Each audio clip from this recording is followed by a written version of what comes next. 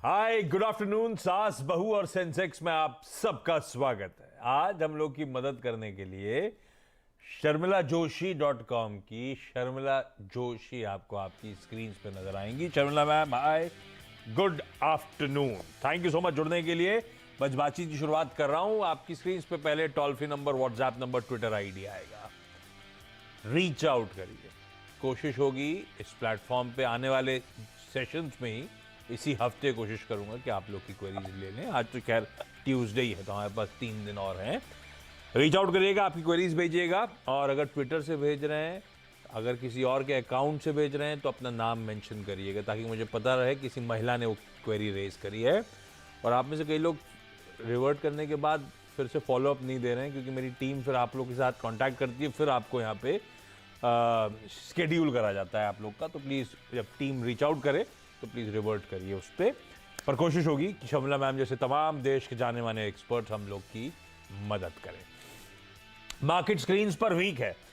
Indications थे weakness के। आधे % के दबाव के साथ हम लोग इस समय निफ्टी पे कामकाज करते हुए 18,600 सवा 600 के आसपास का जोन।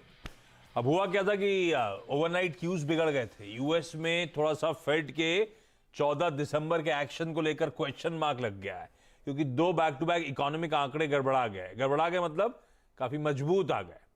पहले वो नवंबर की जॉब्स रिपोर्ट बहुत स्ट्रांग थी, एक्सपेक्टेशन से ज्यादा जॉब्स जुड़े, प्लस वेज हाइक्स तगड़े थे। 0.3% की जगह 0.6% के वेज हाइक्स देखने को मिले। स्ट्रांग रिपोर्ट थी तब तो ठीक है, बाजार ने सोचा एक ही डेटा था। अब कल आया हुआ वो सर्विसेज का पीएमआई भी बहुत मजबूत आया। इनफैक्ट जो स्ट्रीट एक्सपेक्ट कर रहा था उससे तो कहीं बेहतर था। तो उससे और थोड़ा सा डर बढ़ गया है कि क्या अर्थव्यवस्था अभी भी कोई कूल ऑफ के साइंस नहीं दे रही है, क्या फेड वाकई स्टेप डाउन करेगा दिसंबर में। नहीं, कल करेक्शन आ गया, 1.5 से 2% गिरे। दिन के लोज पे वहां के मार्केट्स कामकाज की समाप्ति कर रहे थे। और थोड़ा सा हम लोग भी इस समय कंसोलिडेशन के मूड में वैसे ही चल रहे हैं, आपने नोटिस करा होगा। तो जिस तरह के ग्लोबल क्यूज थे उसी तरह का एक्शन स्क्रीन्स पर। आधे % दबाव में निफ्टी, 1/3% के आसपास का दबाव निफ्टी बैंक झेलता हुआ। ब्रेथ फिर भी ठीक है, इवनली पॉइज्ड है, 1:1 का रेशियो कह लीजिए। थोड़े बहुत डिक्लाइंस के फेवर में, लेकिन ऐसी कोई दिक्कत नहीं ब्रेथ को देखते हुए।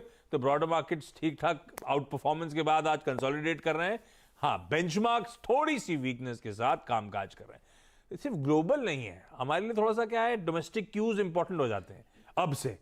अब हम पोजिशनिंग कर रहे हैं, कल सुबह 10 बजे जो क्रेडिट पॉलिसी का अनाउंसमेंट आना है। दरें बढ़ेंगी वो तो ठीक है, 25 या 35 बेसिस पॉइंट, वो भी ठीक है।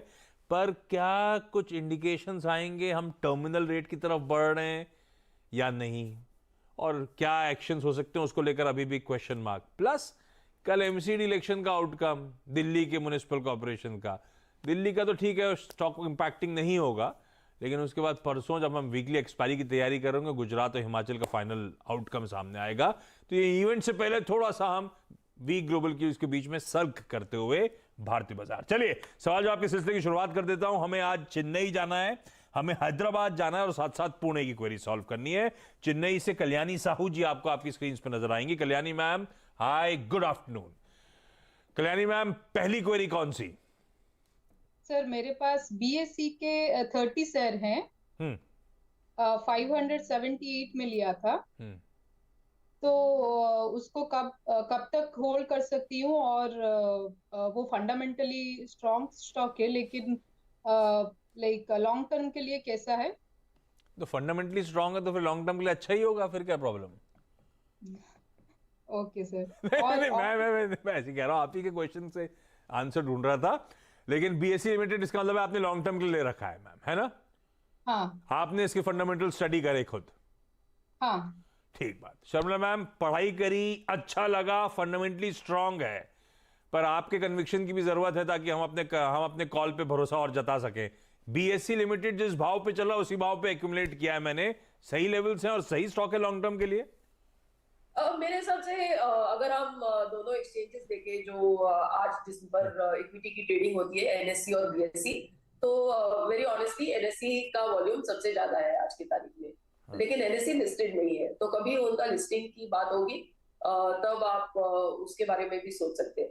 तो बहरहाल आपके पास बीएससी है, और बीएससी काफी जैसे कि आपने स्टडी किया, बिल्कुल सही स्टडी किया, क्योंकि हम देख ही रहे हैं कि किस तरह से रिटेल इन्वेस्टर्स का मार्केट्स में इंटरेस्ट बढ़ा है। और एक्सचेंजेस आखिर में पैसे कैसे कमाते हैं, दे अर्न मनी कि जो ट्रेडिंग होती है उनके एक्सचेंज पर, उन पर एक there is a fee collected transaction की, और उससे और उस तरह की रेवेन्यू स्ट्रीम्स एक्सचेंज की रहती है। और फिलहाल में बीएसई ने अपने ट्रांजैक्शन चार्जेस भी थोड़े बढ़ाए हैं। उसके साथ साथ ये भी बात है कि काफी ज्यादा स्क्रिप्ट्स एक्चुअली बीएसई पर लिस्टेड है, सभी स्टॉक्स एनएसई पर लिस्टेड नहीं है। तो इन सब चीजों को ध्यान में रखते हुए आई थिंक आप डेफिनेटली बने रहे। My target would be close to 630। तो डेफिनेटली जैसे मुझे लगता है कि आप कर ही रही है, एक ध्यान नंबर्स पर और उन सब चीजों पर रखिए, और फिलहाल के लिए बनी रहिए।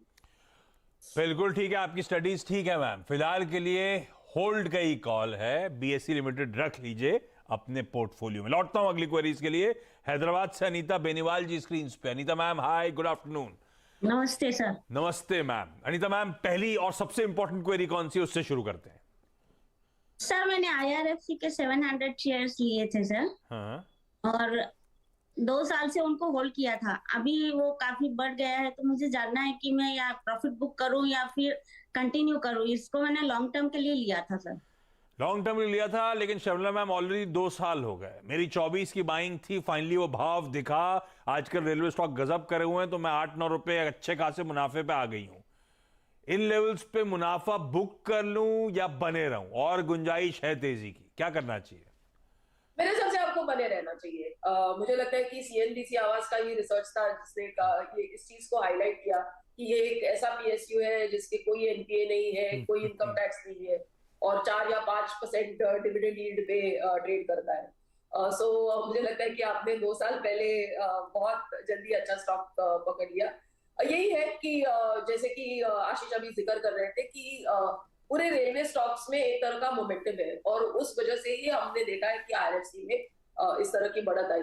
तो एक जैसे कहते हैं ना कि एक नजर इन चीजों पर भी रखिए कि क्या ये जो मोमेंटम है रेलवे स्टॉक्स में वो बना रहता है कि नहीं, क्योंकि मुझे लगता है कि जब तक ये बना रहता है, ये जो 32 है उसको 34 36 होने में देर नहीं लगेगी। लेकिन अगर वो मोमेंटम खत्म हुआ ना, तो फिर शायद ये स्टॉक एक थोड़ा बहुत एक it may not move too fast, तो उस पर आप नजर रखिए। लेकिन मेरे हिसाब से फिलहाल के लिए तो बने रहिए। फिलहाल के लिए होल्ड करिए बस। ये जो बहुत